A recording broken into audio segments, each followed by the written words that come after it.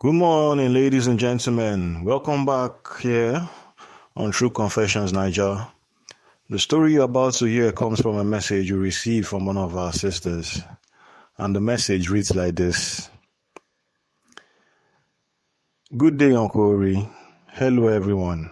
I never thought I would gather the courage to share this.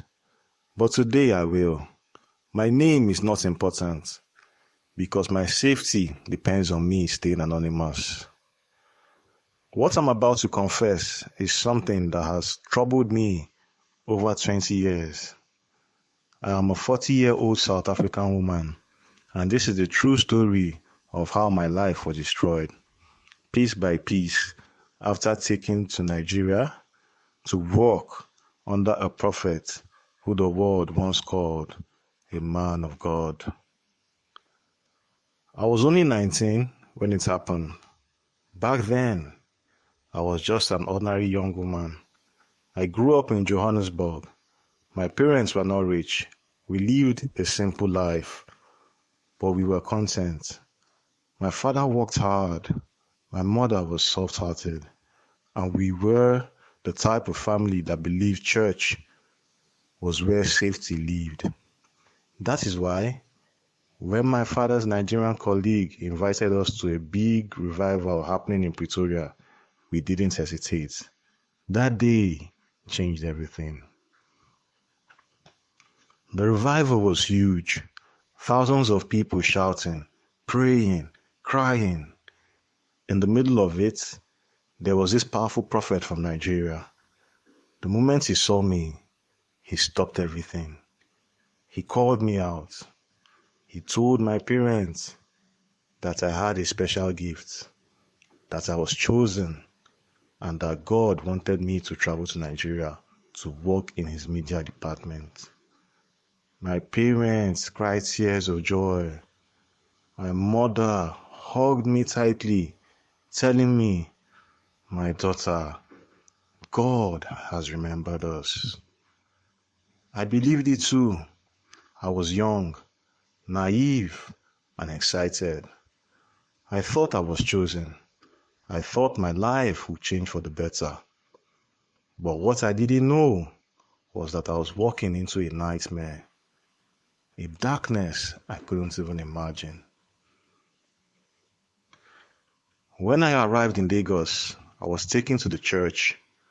At first glance, it was overwhelming. Thousands of people filled the compound. They came from all over the world, America, Europe, Asia, Africa.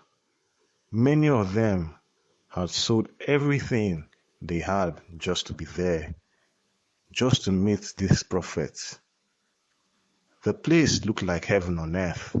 Miracles, testimonies, and healing everywhere. But behind the curtain of light, there was something else, something darker. At 19, I joined the media department. My job was to record testimonies, edit videos, and help spread the message of the church. I loved editing videos, so at first, it felt like a dream job. But within months, I noticed things that didn't add up. One day, while editing, I saw something strange. The same woman appeared in different videos, healed of different diseases each time. One week, she was healed of cancer. The next week, she was healed of blindness. The week after, she was healed of HIV. Same face, different name, different clothes. That's when I realized most of the miracles were staged. But that was just the beginning.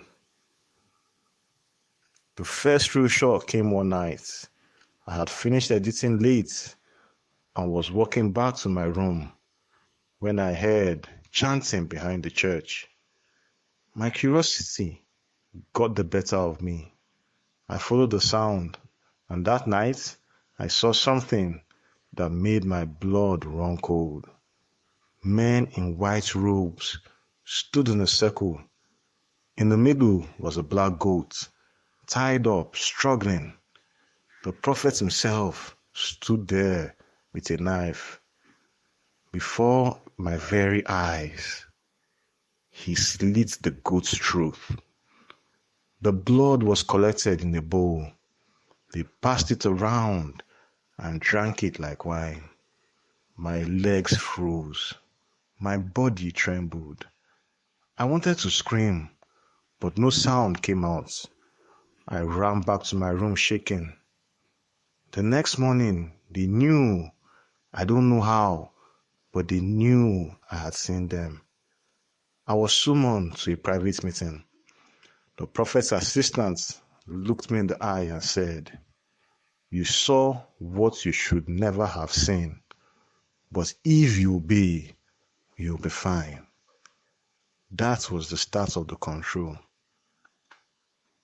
The prophet began calling me into his office. At first, he spoke kindly, telling me that God has chosen me to be close to him. But one night, he asked me to sit on his lap.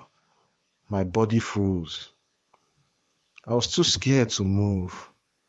That was the night he took advantage of me. I was just 19. He told me it was not sin, that it was spiritual. He told me I was chosen to carry his special anointing. From that day, I was trapped. He would summon me anytime he wanted. I thought it was love, but it wasn't. It was abused, covered in holy words. I got pregnant. I thought maybe he would allow me to keep the baby, but no. His assistants arranged for a secret abortion. I had 5 abortions in total. The first when I was 20, the rest between Nigeria and South Africa.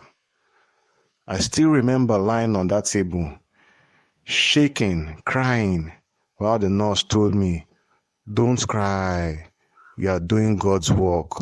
But inside I was breaking. It wasn't just me. I saw other girls too, Kenyan, Ghanaian, South African. Some were forced into abortions. Some were forced to sleep with church leaders. Others were used as drug mules, carrying packages overseas.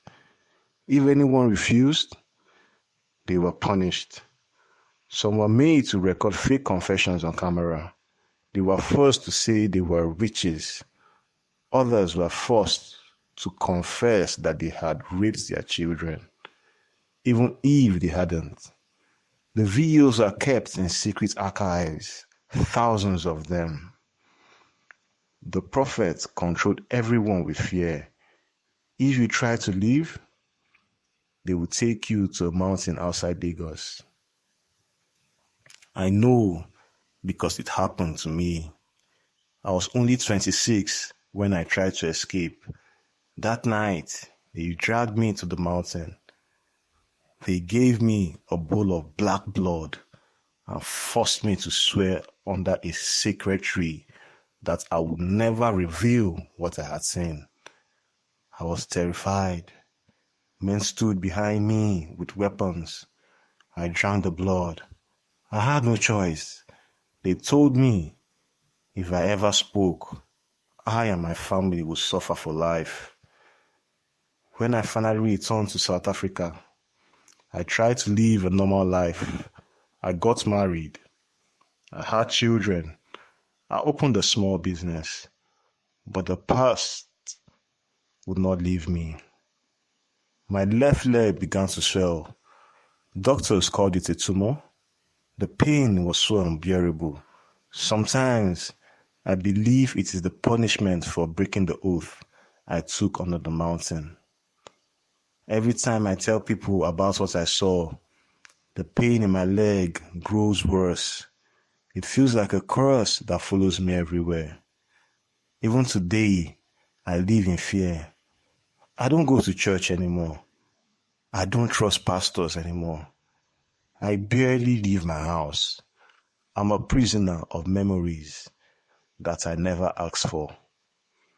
To those listening to me now, I want you to understand something. Not every prophet is from God. Not every miracle is real. Some of the most dangerous people in the world wear suits and call themselves men of God. I was just a 19-year-old girl with dreams, very big dreams. But I was dragged into a world of darkness I never wanted. And now, at 40, I am paying the price. This is my confession. Please, my people, pray for me.